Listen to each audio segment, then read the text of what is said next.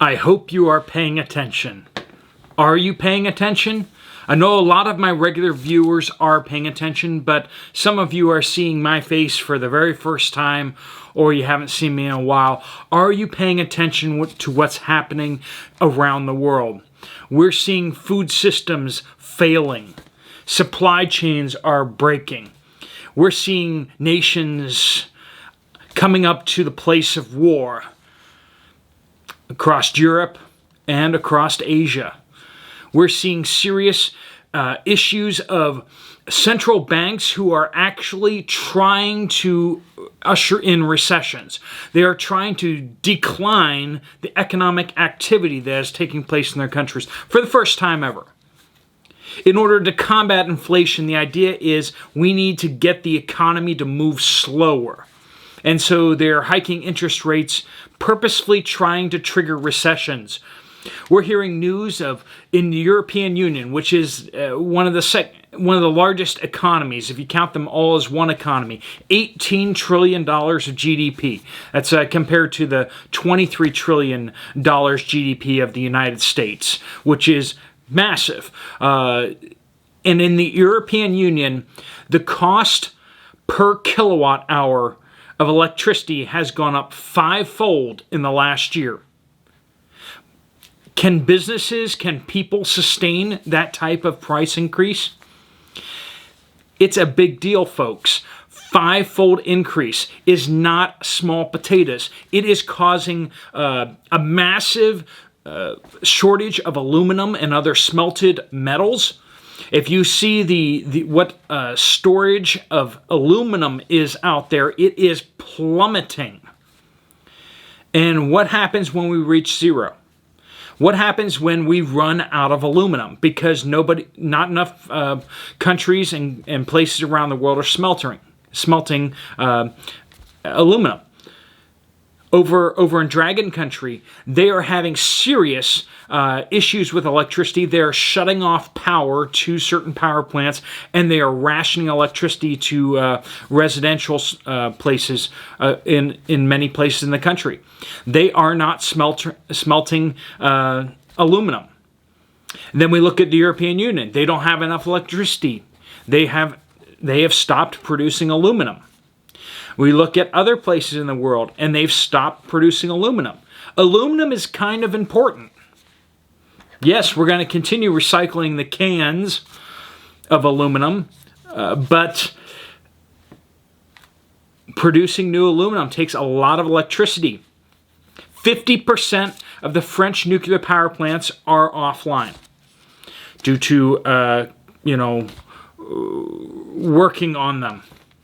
They have apparently corrosion because of the water that's been coming through them. 50% have been shut down for safety concerns, and they are affecting repairs now. And they have been for the last number of months.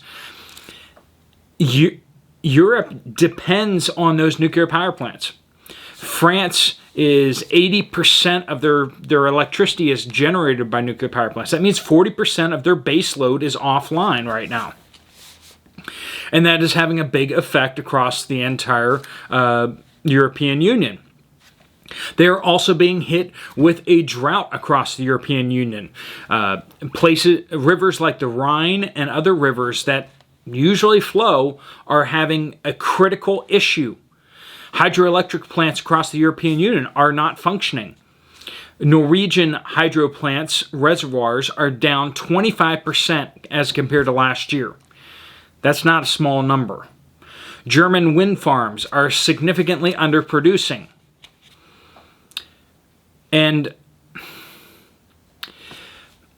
the EU has paid 10 times the amount of money this year to stock up on natural gas for this coming winter.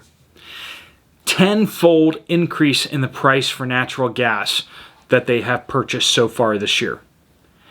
That's big. 80% of some areas in Italy, their crops are gone. 80% of the crops are gone in some places in Italy. Crops across the EU are failing because they don't have water, they don't have energy, they don't have fertilizer. Fertilizer plants across the EU have been shut down. And a lot of the fertilizer came from bear country over there and Belarus and other places, and they have stopped exports of fertilizer. We're going to see what it looks like for crops to be grown without fertilizer. And that takes us back like 100 years, okay? We're not equipped and we're not ready for the amount of shock that is going to hit the system when these crops just start failing across the board, or when they come in underwhelming. We're about to have the worst corn crop in over a decade in the United States. Less than 57% is either classified as good or excellent. That's the worst it's been in over a decade. Cattle are being liquidated in the United States across the board. Sure, your beef prices don't look too outrageous right now, but the herds of cattle out there in the United States are rapidly dropping. And when they get to a certain level, you're not going to have dairy, you're not going to have meat for any kind of reasonable price. Rice crop is being pounded in India as well as in Dragon country. We're hearing that rice crops in the United States are not doing well.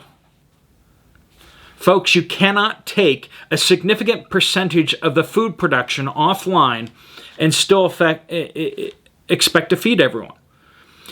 Everyone out there who has any shred of credibility, and even a whole bunch of people who have zero credibility, are out there saying that we are about to experience the worst food crisis. Not since 2011, when we saw governments fall around the world, but we're talking 30, 40 plus years. The UN is saying that millions and millions of people will starve to death. That's the United Nations. Yeah, they're saying that. The President of the United States, over in the White House, he's there, so that's what he is, I guess. He says that the food shortages are about to get real.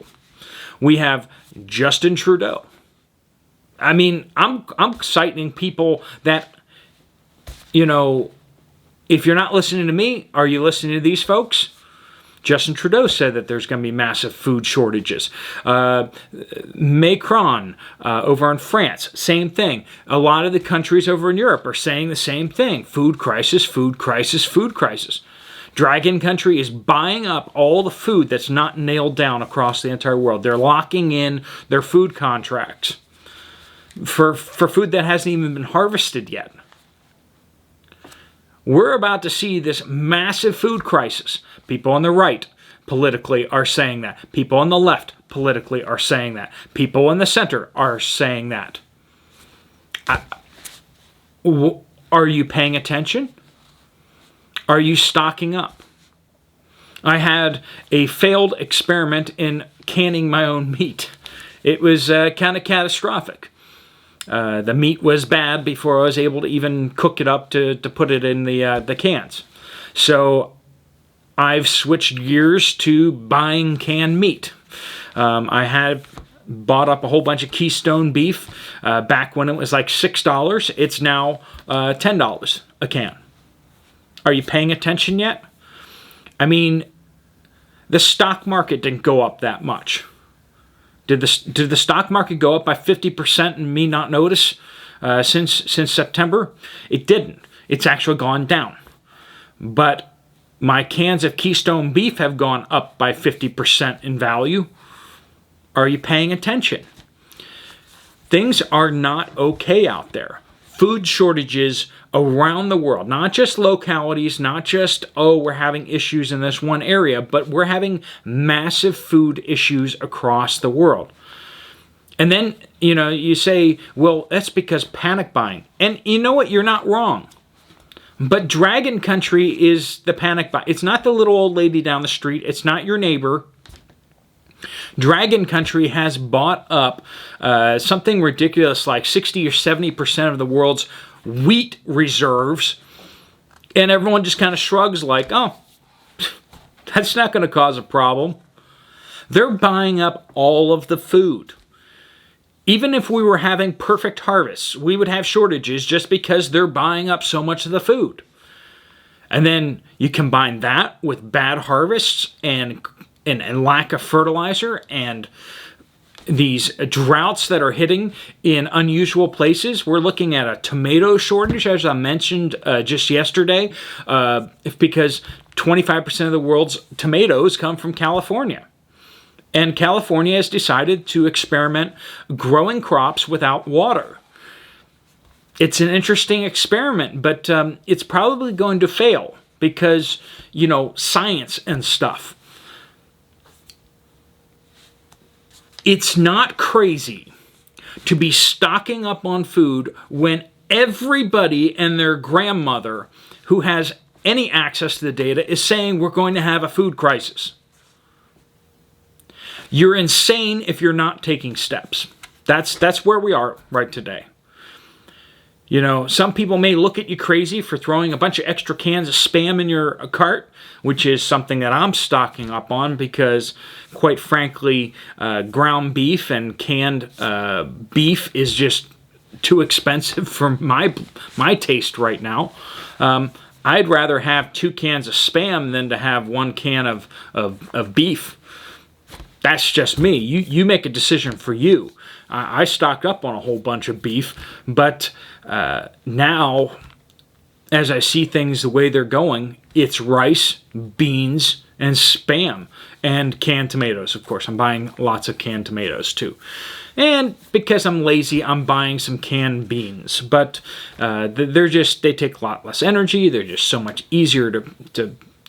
So, stock up. Are you stocking up? Have you been practicing your gardening this year? If you're buying stuff on Amazon and Walmart, are you taking that cardboard and laying it out on a new section of your yard to turn it into a garden for next year? Yeah, you need to be doing that now. You need to kill that grass off so you don't have problems going forward. That's something I'm doing right now. I have a new patch in my backyard that I've plotted out to be my garden, a new garden next year. I got the fertilizer sitting in my garage that I'm going to, I got a bunch of cow manure that I'm going to be putting in that soil. I got everything I need.